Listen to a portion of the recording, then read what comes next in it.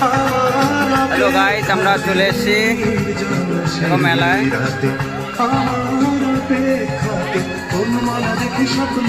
রথের মেলা এখানে এখনো লোকজন এসে পারেনি। আমি একটু সঙ্গে দেখা করতে চাই, একলা হতে চাই, আমি একটু আমার সঙ্গে দেখা করতে চাই।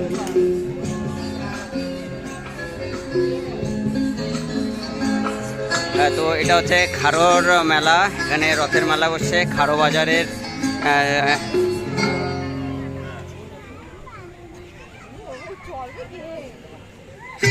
দেখো এখানে বাচ্চাদের জন্য অনেক খেলনা রয়েছে, গাড়ি রয়েছে, নাগরদোলা, জাম্পিং রয়েছে।